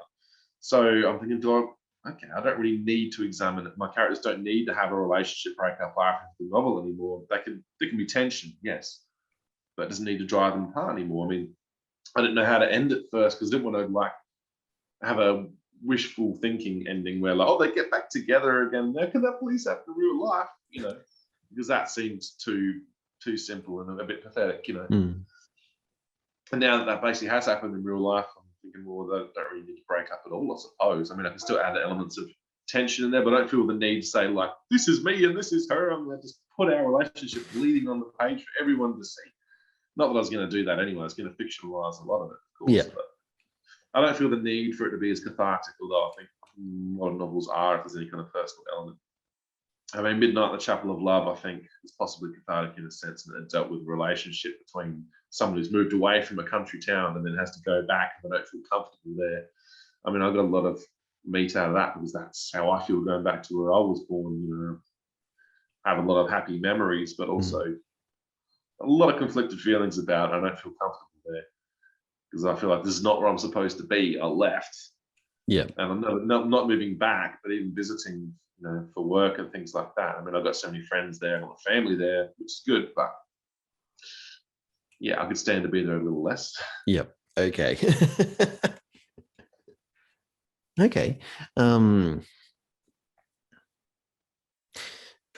This could, we could keep going with this topic, but it could get very, very deep and very, very, you know. I don't know if you're feeling up to that, because I know I'm not. Well, if you're not, that's fine. Move on to something else. So if I could have any three people around for dinner, no. You said that, you know, because you've been writing the music, it's giving you that, you know, like when it comes, you've done your song, you write your songs and all that, and now because of that, you've got this very particular rhythm when it comes to your actual prose writing. Varies depending on the project, of course. Yeah, of course. When you first noticed that sort of thing, was that like a moment of, oh, fuck yeah? Or was it one of those, oh, shit, didn't know that happened? I don't even remember exactly when I did notice it. It's not really overt. You know, it's not like I'm starting to, you know, write an iambic pentameter or anything like that. But I don't know, at some stage when I was reading it out, sometimes I like amuse myself by like putting little rhymes within, almost like some lines to read them out and then read like a rap lyric just briefly, just from the structure. And sometimes that was intentional. And then sometimes with the edit, you go back and soften that a little bit because it was too overt, you know. I don't know. It's just all my disciplines kind of cross over at various points. Like when I was, when Blood Red Renaissance, my band was active. Love that name. Thank you. I put a lot of work into my names. But when I was doing the posters, they would be sort of horror themed and stuff like that. The music, not so much, but we'd go on stage like covered in fake blood and stuff sometimes.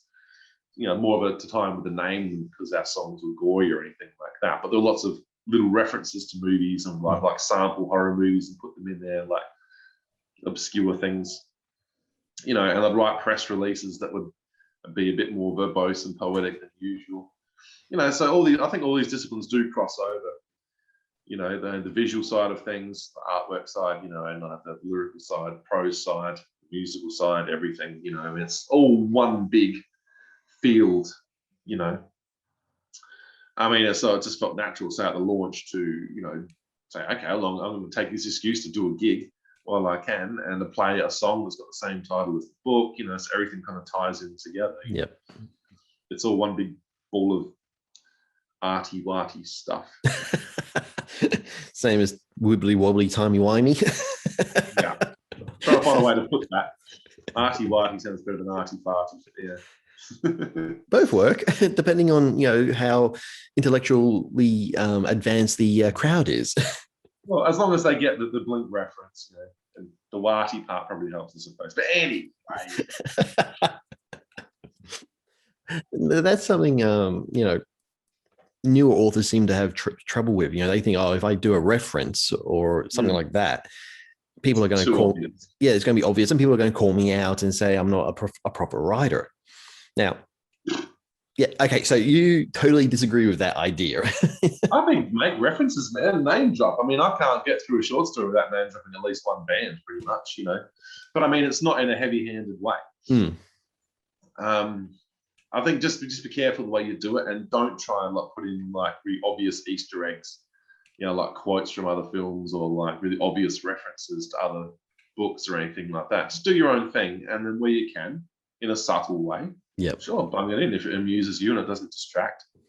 Because sometimes, I mean, you see movies and like all the characters are named after famous horror directors or something like that, and it kind of pulls you out of the bit because you're in on the joke. You know? It doesn't real anymore. You know, it's an exercise. And I think references can do that. It's making you aware that this is a fictional event that's been created to amuse. You know. Oh yeah. The art just becomes clear. Well, I mean, I've got a book coming out next year, and I think you'll be quite proud of the title. It's called Zombie Nazis on a Train. Okay. Yeah. Oh, I'm very much more of a I'm in to entertain myself and people with my you know. And all the characters are, you know, the names of the main characters are the names of their main characters from John Carpenter's The Thing. Okay. Now, I've had people read that book. I'm like, what do you think of the names? They go, yeah, the names are fine. I'm like, you know what they're from? They're like, nah, those are the characters from The Thing. And they go, oh, didn't even pick up on that. Well, you think the first time you see McCready, you're gonna get it. Yeah. That's a pretty rare name. Then when you see Childs pop up after that, you go, hang on a sec. Yeah, you'd think that, but you know, I was really worried about that. But I asked a couple, why didn't you pick it up? They said, well, the story and the action and everything just was awesome. Didn't have time to think about where those came from. Well, also, you got to think there's no obvious reason for that to happen, I suppose. So it's not going to be something that, I mean, if you're writing like a cosmic horror story and you got people's last names are like Block and, you know, Love Man or something like that, and you'll be like, okay, so I understand what these references are. Yeah. But if you got zombie Nazis on a train and it's just carnage and gore, you're not going to immediately think, I bet he puts in a reference to The Thing, which is obviously set on a train and features undead Nazis. Well, that's see, the thing about zombie Nazis, and I tell people this once I get them to realize that, then I say, well, it's basically my homage to Carpenter, his style of movies, you know. And they go, oh, it makes more sense now. Okay, I might have to put a disclaimer in there. Thanks to John Carpenter for inspiring everything. Wink. Yeah, basically. Yeah, without John Carpenter, this book would not exist. But that's you've chosen a villain which is very easy to get away with too, because no one feels sorry for zombie Nazis. You can kill them with a plum because one, they're Nazis, two, they're dead. So none of this like, but they might change their ways and grow and redeem themselves. They're fucking corpses, man. Blow their heads off. It's all good. Oh yeah, and they were bad. Let's just start with. Oh yeah, definitely. That's you know, one of those things is basically it's John Carpenter mixed with Wolfenstein. Okay. Yeah, what more could you want? But that's one of those cases of a reference, a very overt reference, flying over people's head. Yeah, well, there you go. It's good if you can put in the reference and it doesn't land like really clunkily straight away. I mean, sometimes people do that, not so much in published fiction, I don't suppose, because you might grow up by the time they get to that point. But yeah, they will do name drops and like, oh, I'm going to sneak in some Easter eggs. And like I said, it just lands with all the subtlety of a sledgehammer to the face. And you think you need to tone that down a little bit because you pull people out of it. Oh yeah, and that's goes back to what you were saying about, you learn, you get better. And I mean, you crept from king, which that might have been a very, very, I'm not trying to figure it, put words in your mouth, but when you took that and you gave it to this other character, that was probably a subconscious thing of, yep, I'll do a reference to king without realizing it. And then. Well, I wasn't like, hey, I'm going to do a reference to king here. It was just something I'd seen in his books. And the thing is, some of the other techniques they used, though, they were very much his, like chucking in random jokes. Yep. That was something else that he used to do, and I did that a few times in that. And also that thing where he'd like interrupt the sentence with an italicized, bracketed portion and then carry on as if nothing had happened. That's very much him. And I used that a few times as well, because I don't think I realized how identified it was with just him.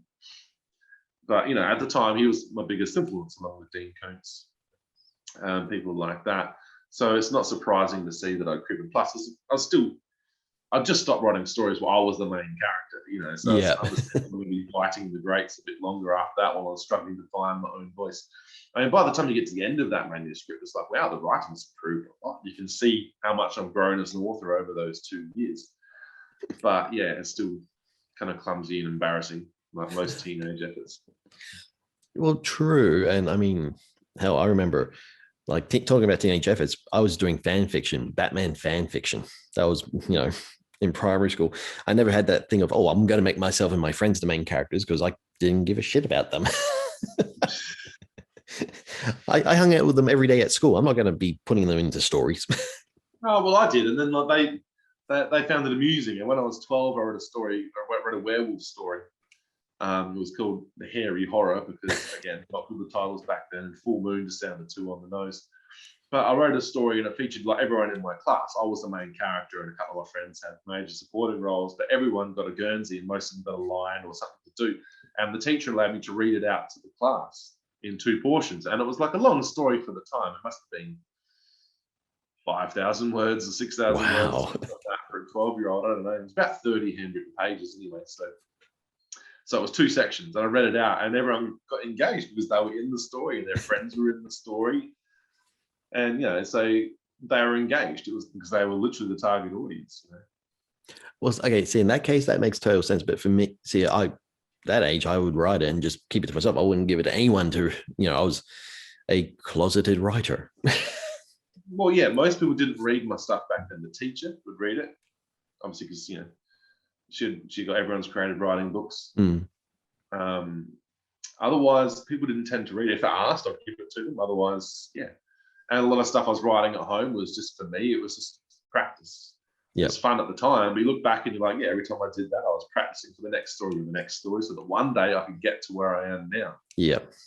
And every time you finish it, this is the best thing I've ever done. This is where I want to start my career. And like, lady, I'm really glad I didn't start my career with that.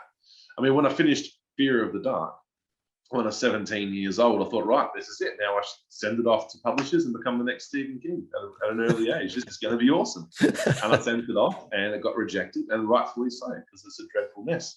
I mean, yeah, quite promising and precocious, yeah, but not publishable, not salvageable.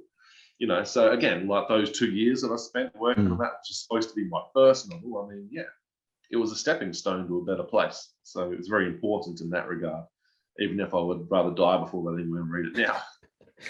I was going to say, so would you ever go back and try to salvage it? Not that one. There's a couple of others that I wrote in the ensuing years. The second one, I mean, it's got some great ideas, there's some good writing, but it's just, I could just write something new in that time. Why would I bother rehashing something I wrote when I was 18? Right. There's one I wrote when I was 19 called Blood Sisters, which is more of a sort of, stalk and slash thriller kind of thing in the bush. It's like 5 girls who are out camping versus 5 survivalists who are out living out in the bush in the Australian 90s. I thought I could do something with that because the characterization was really strong. It's just the plot wasn't necessarily, it was just based on sort of the average things that would happen. Yeah. Okay. But I mean, it's very much a riff on Blood Games by Richard Lane, which I read around that time. And I love that in that, like he had his friends out there in the forest. Every now and again, he'd cut back to earlier stages in their friendship and have completely unrelated little mini adventures that just showed how close their bond was.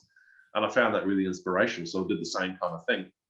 So you see them now when they're 20 in the bush fighting for their life, and occasional flashback to when they were 10 and hanging out at a sleepover or something like that, just to sort of bed in how deep these characters' relationships go. How close they are after all this time. And then you actually build in stakes because you're like, well, shit, I care about these people. I relate to them. I don't want them to be raped and murdered. Hopefully that's what you're thinking. If you're thinking the opposite, you're probably a psychopath.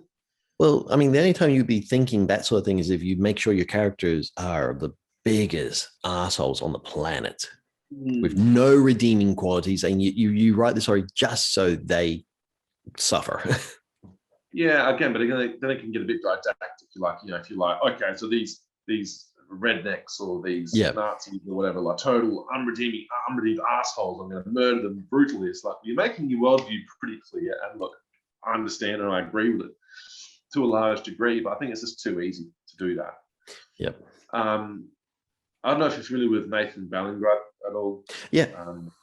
Short story writer for the most part. He's got a short story, I can't remember what it's called now. I think it's called SS or something like that. And it's about a young boy who's kind of involved in a white supremacist group. But then he meets a girl, and then he sort of grows and sort of moves away from all of that, realizes that it's just another hypocritical, bunch of liars, essentially. And I thought that was an interesting place to put someone. Put them in a potentially unsympathetic place. Okay, they're affiliated with white supremacists. Okay, that's going to be a tough sell for a lot of readers off the bat. But then if you see how he got dragged into that and how he can find his way out again, that's interesting. Rather than having someone sort of go, oh, there's a house full of white supremacists. We firebomb that and no one has to feel bad.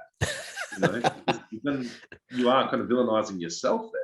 Saying these people deserve to die because they have a different political view to you. I mean, sure, their political views might mean that they think that you should die and other people unlike them should die. It doesn't mean you have to stick to their level. That makes a lot of sense. Yeah. No. You're absolutely right, because you get to that point where you have to ask that question. That question comes up. Like, there's an author I know, and he put out a book set in Germany, and some characters speak German, and some of the reviewers called him a Nazi because of this. What? Yeah, his characters spoke German. Were they saying Heil Hitler? It's set in Germany. They're German. They speak German. Now, apparently, he's a Nazi. Right. Okay. Is he American? British. Okay. Well, he must be a royalist then, because he's British, right? And he's writing in English. That's the thing. We're he was telling me this. I'm like, oh damn. People are forgetting that just because you write that sort of stuff, you don't agree with it. For go back to your. Were the characters even Nazis that he was writing about, or they're just German? I think they're just German.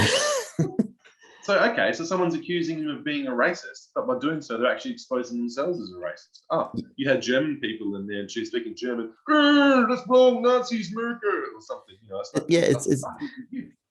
It's that sort of thing of people forgetting to separate the art from the artist.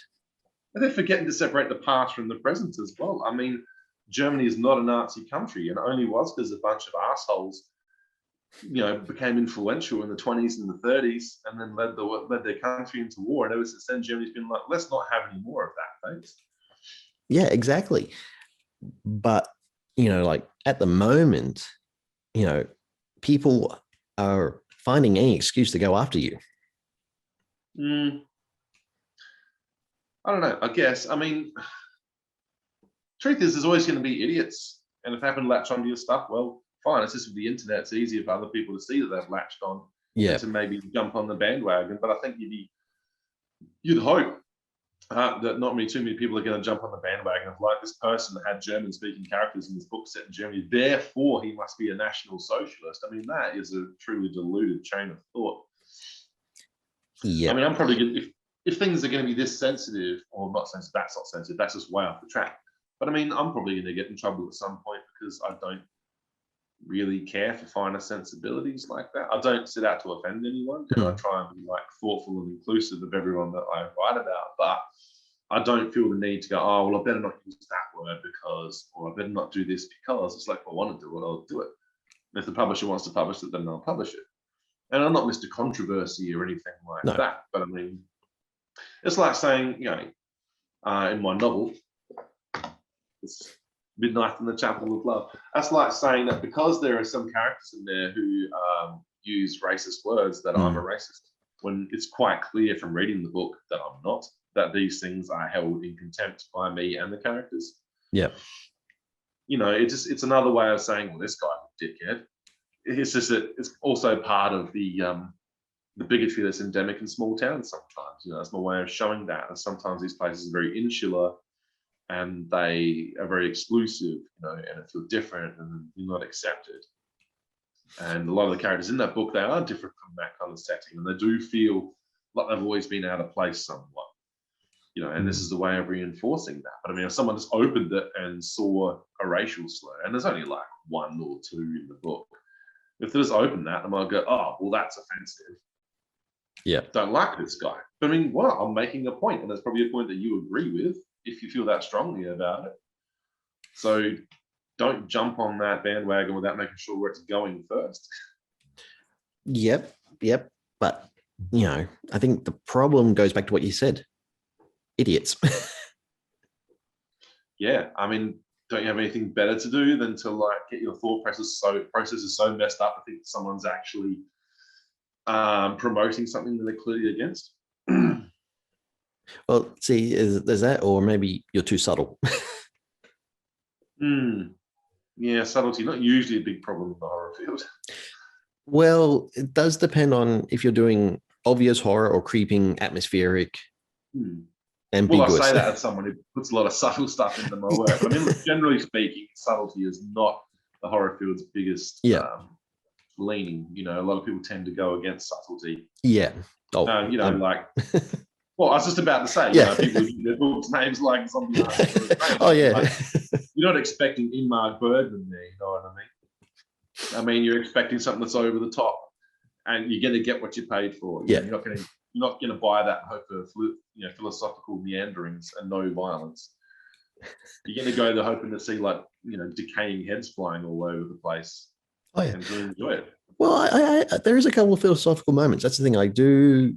It's like 80% blood and guts and glorious violence, and 20% philosophical musings on why they should be killing the zombies.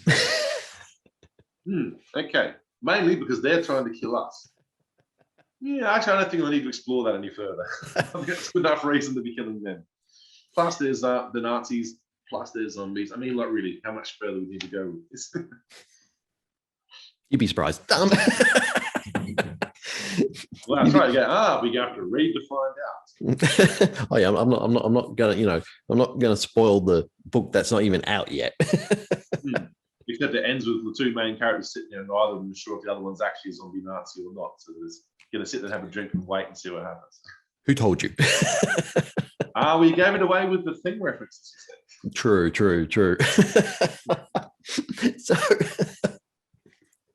So this is a question I ask everyone. Well, I try to ask, and sometimes I do, sometimes I don't. But okay, you said that you're predominantly a horror writer. What is it about horror that you're drawn to? And two-part question. So that's part one. Part two is, what do you do to make it fun for you to write as well? Often people ask why horror, and it's a bit hard to verbalize sometimes. I mean, it just feels real. Sometimes I read books that aren't genre, and I kind of think, well, what was the point of that? Where was the actual story? If I might read lit fic, and then someone's arc is like they wondering about their place in the world, or they're wondering how the relationship's going to turn out, and then 200 pages later, it's all over, and you're like, well, what? There were no stakes. Yep. No one's life was in danger. No one's universe was in danger of being devoured by a cosmic god. There weren't any zombies.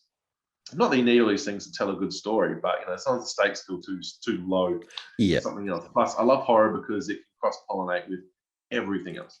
Like you can find horror in everything. You can do horror comedy, you can do romantic horror, you can do extreme horror and subtle horror, cosmic horror, everything. I mean, like, can you imagine doing cosmic comedy or extreme comedy? I suppose you can imagine extreme romance. I mean, that's just porn, right? Well, no, I'm sorry. I do. Cosmic comedy does exist. Hitchhiker's Guide to the Galaxy.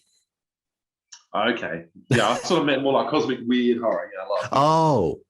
Which isn't necessarily like a buddy comedy with like Cthulhu and Nyarlathotep howling around and the whole run. I would love to see that.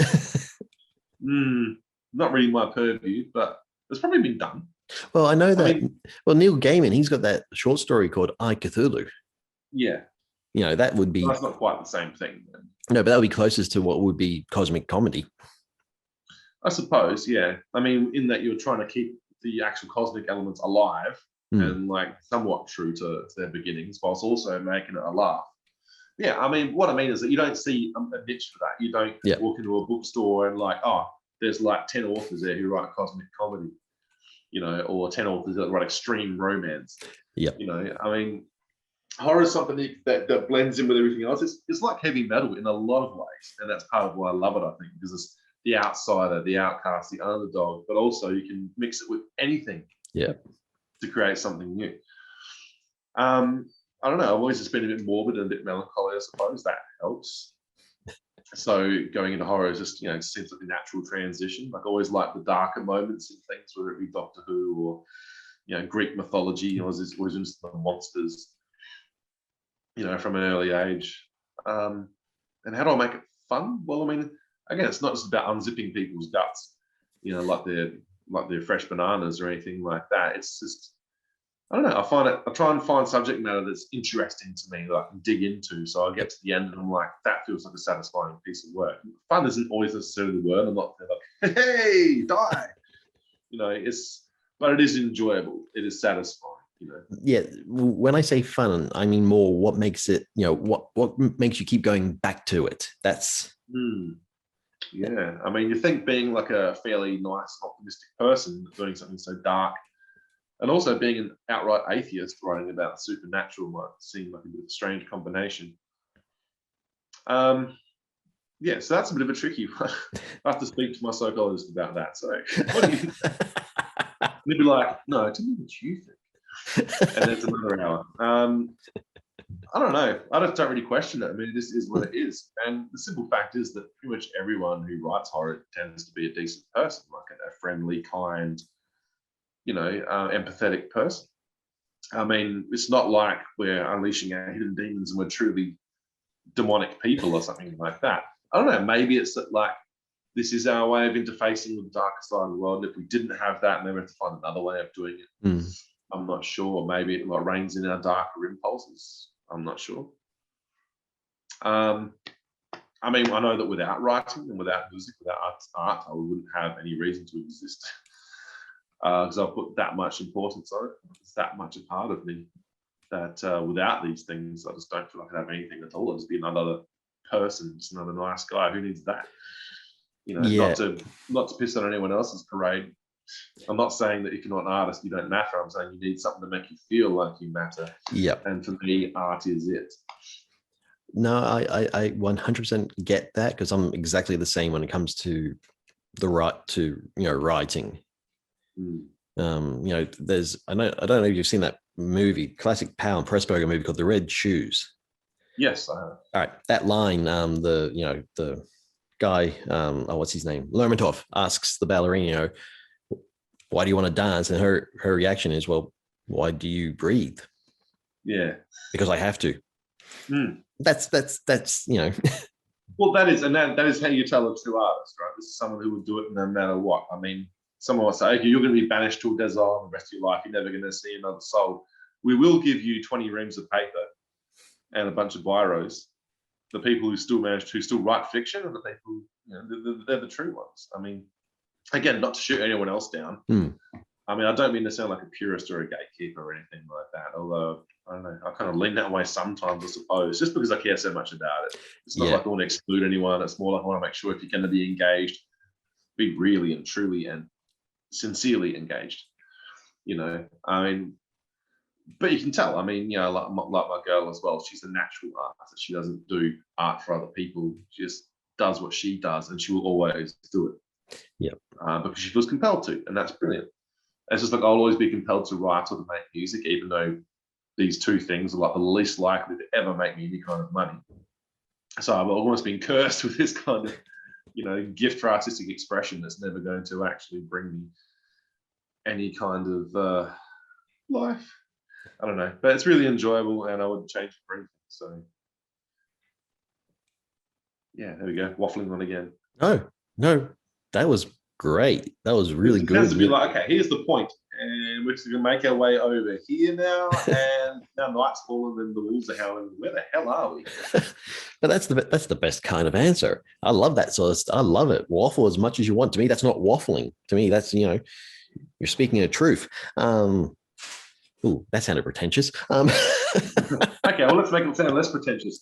I will waffle about literally anything with anyone, which makes me a polywaffle. I can't believe I said that. It was recorded, but there you go. Live and direct. Unscripted. That was brilliant. That was brilliant. I'm gonna have to remember that. I'm gonna use that now. So the last question I ask everyone is this: you know, someone comes up to you and says, Matthew, I've read your stuff, I've heard your music, you've inspired me. I want to be an artist. I want to be a writer. What's the one piece of advice that you give them? I'm trying to think of a funny joke answer there, but look, let's abandon that approach for the moment. I actually have no idea what to say to people when they say things like that, and it has happened. I mean, people don't come up to me like as some kind of guru who can tell them how to crack it, but people have said to me, look, your work's inspired me. I've inspired to become a better musician because of you, or like I find your achievements in writing to be inspirational. And that always feels kind of weird because I don't feel like I've done enough to inspire inspiration in anyone, but I'm very grateful that I have, because people are for me, and if I can pass that on, if I can inspire other people, again, that makes what I've done valid and worthwhile, you know, because I've created a response in people. That's a positive response, and they want to be better because of that. So what more could you ask for? Apart from their money. I don't know. I'd say the one thing is just to be true and to work hard, really. I mean, I've been doing this kind of thing since I was like 7, not constantly. I don't even write constantly now. You know, I mean, it's very sort of hit and miss. When you feel engaged, when you feel inspired, bang, you do it hardcore, and then you do nothing for a few weeks because you're waiting for the holes to fill in, and then wait for the inspiration to come or whatever. Or you're just distracted by the bullshit that life has to offer and the good things. Yeah, all I can, any advice I really give to people is just, you know, read. If say you want to be a writer, okay, let's narrow it down to that. You want to be a writer, okay, well, make sure you've been writing since you were a kid. If not, you should start immediately. Read a lot. Don't worry about courses where people tell you how to write or anything like that, or like 5 tricks you need to know to be an author. I mean, most of that is self-evident or it's nonsense. It might not apply to you. Because people say, you know, write what you know. It's like, yeah, but what I know is milking cows, but I'm really interested in sci-fi. So, I mean, it doesn't mean they have to write books about cows being milked in space or just whatever. I mean, like, if people wrote what they knew, there would be no fantasy, there would be almost no horror, there would be almost no science fiction. So, you know, that's a pretty bad way to look at it. But then you should also write what you do know. If you're writing about rocket ships, okay, maybe you have a deeper insight into same-sex relations because, you know, because you identify as queer, so maybe you can put that into it, especially if that field is something you hasn't included much before. Write what you know about that. Bring that truth into it, you know. So it's a mix of, I suppose, writing what you do know and what you don't know. Because obviously I don't know ghosts and supernatural beings and stuff, and yet I use them.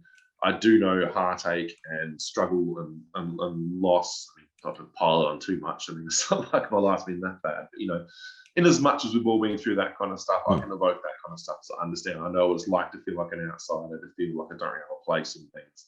And so a lot of my characters feel that way too. And they either find a place or they come to terms with the fact that they're kind of, you know, iconoclastic, and that's a good thing. I don't know. I guess just be sincere is one of the best thing you can say to an artist. It's like, don't try and be someone else. Don't try and copy someone else. Don't read someone else and go, this is what I need to do to break in. Just speak your own stories, speak your own truth with your own voice. And sometimes it can take a long time to find that voice. And you probably spend your whole life refining it. That's okay. It just means you'll constantly be getting better. So that probably sums it up. That was good. No, again, I thought I was, No, I'm a potty waffler just like you. So no, that's good. It's one of those questions that you get a gamut of different answers. And there's only been, from just off the top of my head, there's only been a couple of other people, because you're my 21st interview I've done. Hey, 21st, crack open the champers.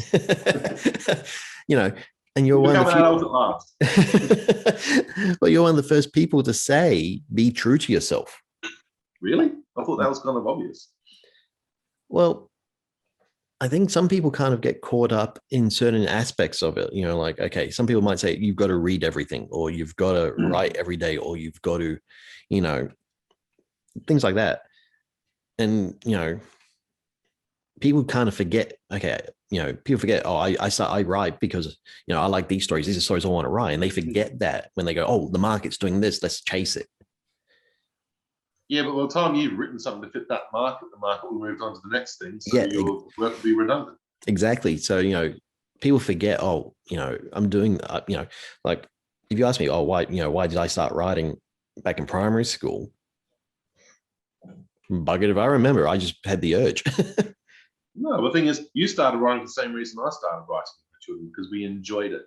Yeah. We wrote for ourselves, not for anyone else, just because the simple joy of telling a story resonated with us, and that's something we liked, so we kept going back to it. And that's something you should never lose sight of. I mean, whether you're 20, 30, 40, 50, 60, 80, whatever, and you're still writing, that should be the prime reason. That's why I say be self-indulgent, write for yourself. Because first and foremost, I mean, we create the kind of art that we want to see in the world, right? Yeah. We look around, we go, what's missing? And we fill in that gap with what we do. We kind of write our own platonic ideal of horror, or of heavy metal, or whatever, because we kind of feel like we're filling a demand that's there, even if we're the only person who's demanding it is listening. We're writing to fit that demand, and that's what we should be doing, not what Joe Bloggs is expecting. I mean, Joe Bloggs can write his own freaking book, or whatever. Yeah, it's so important just to have your own voice, to walk your own path, because otherwise you might as well be the guy next to you. Why would you do that? Yeah. Oh yeah. No, then everyone's homogenized and it's all boring as hell, and there's no excitement anymore. That's right. And sometimes it's worth getting those questions. I mean, like you said before, one of the things that people hate most is like editing. I mean, I like editing. I don't really like other people editing my work. And I suppose everyone was a bit touchy about this, and that's fine. The thing is, I've gotten some great feedback from that, and sometimes they will catch on to something which is so important, and you're like, wow, good catch, thank you. But you should always consider what they have to say, but sometimes editors will be like, do you have to use this word? Yeah. I don't know. This is a bit of a long word. It might drag people out of it. I'm like, well, it's tough. I mean, because I read books sometimes, I'm like, wow, that's a new word. And yeah, sometimes I will stop reading and I'll look it up. But it doesn't really stop the flow for me, because I'm choosing to do this. And the book is teaching me something. It's teaching me a new word. As a writer, that's really important. Plus, I don't feel you should homogenize languages to make it accessible to the lowest common denominator or anything. Make it a challenge. Yes. Oh, definitely. Make it a part of your sound. I mean, like, I use big words sometimes in real life and in my writing, and that's part of how I communicate with the world. So to change that is not being true to myself. So we get back to the theme again. And once again, you're staying true to who you are. Regardless of how much it bites me in the bum. Yeah, that's right. I'll always be true to myself. And I think if everyone was true to themselves, unless it's going to hurt someone or it's going to cause problems, the world's going to be a better place, and art will flourish. Exactly. I mean, don't be true to yourself if being true to yourself means beating up people who are gay or something because you hate that. I mean, okay, don't do that. Yeah. But I mean, be true to yourself as in positive ways, shall we say. Because my argument kind of falls down there where I'm saying, be true to yourself. Someone's like, yes, I'm going to join that white supremacist group and burn down my parents' house. That's not what I meant, man. Come on. Oh, if someone's watching this and they take that away from what we're talking about, I weep for the future. Oh, look, if people can take away you're a Nazi from someone using German language in a book about Germans that are not Nazis, well, geez, anything could happen. True. So the millions of people who are going to be watching this, All right. yeah, no pressure now. Where can they find you? I'm not telling you my personal address. Oh no, on the interwebs, I mean. Well, on the internet, well, fuck, everyone knows how to use Google. Type my name and you'll find something. I mean, like, I had to put the R in there because there are actually a lot of Matthew Davises around, and some of them are even authors. Ugh. I mean, the weird thing is, I found musicians. A lot of Matthew Davises are musicians. Some of them are actors. Some of them are writers. I mean, we get around. So maybe it's such a commonality in the nomenclature. I don't know, but I do have a blog, which is just matthewrdavisfiction.wordpress.com, which is a fairly modest kind of blog where I occasionally post about that. And I've also got my bibliography, so you can see what I've published, and my discography, so you can see what music I've done and whatnot. My filmography, so you can see which films I've been involved in, which is not a lot, mostly short film and stuff. But I mean, I don't know if you can see it, probably not. So I'm wearing a T-shirt for a local feature film called Rib Spreader, which is currently being shot. I'm an extra in that. Nice. He's an extra. My friend Dick Dale is a local punk icon. He's directing it. It's kind of trash exploitation. That should be out next year. And I'm going to be involved further down the track with other projects with that, which I can't talk about at the moment. But anyway, so there's that. And my books are available. Well, I mean, the novel, Midnight in the Chapel of Love, and that's available pretty much everywhere, like Waterstone, Book Depository, Booktopia, Amazon, from the publisher's site. Pretty much anywhere you want to find that, you can find that. If only tonight we could sleep. A bit hard to find at the moment. I think it's basically only available through Amazon Australia if you're after a physical copy, apart from some bookstores here in Adelaide. But digitally, it's not too hard to get your hands on. And I've got a few other bits and pieces like Short, Sharp Shock, Supermassive Black Mass. This won the Australian Shadows Award last year for 2019. And that's available through Domain and Booktopia. Well, not Booktopia, I don't think it's Book Depository, a few other places like that. Okay. So I mean, there are a few markets out there. I don't really have a broad platform. I'm pretty terrible at promoting myself and doing that side of things, to be honest. No, that's all right. There's so many things to be done and like only so much time in the day. And I'm not really the most organised person. So no, that's okay. I'll put links. I'll go and I'll find links to everything, and I'll put them in the YouTube, description, and people can, then really go explore and, Well, I hope they do, because there's not just my own reasons, but because the response has been pretty glowing so far. I mean, you get the occasional middling review from people that don't really seem to get it. But I think maybe they're just reading a bit more in a shallow sense, and they're not really taking it all in. They're not understanding the depth of the substance of it, which might be a bit of a biased way of thinking about it. But this is other people who do a closer reading tend to come away with like longer reviews and a more of a deeper understanding of what's actually going on and a deeper appreciation. So there is definitely a lot there to sink your teeth into if you're into the hearty kind of meal. Yep. As opposed to fast food horror. I don't know. Yep. Of course. So I know we could keep talking for a lot longer. Yeah, absolutely. So thank you for coming on today. I'm happy. I would love to have you come back again later. Sure. When anytime you come and have a long-winded waffling discussion. Mm-hmm. Yeah, well, I mean, look, I'm happy to get on here and ramble on. I mean, like within reason, of course. Of course. I'm always keen to be given a platform for nonsense and to talk to like-minded people. So, I know. Thank you so much for coming on. This was great. This was really great. All right. Well, thanks for listening and laughing and all the rest. And once again, a very big thank you to Matthew R. Davis for coming on today. You can find links to Matthew's work in the description below. As always, if there's any authors you'd like to see me interview later on down the line, feel free to put their names in the comment. Also, if you are an author yourself and you'd like to come on for a chat, feel free to reach out. I'm RF Blackstone, this is Behind the Keyboard, and as always, stay spooky.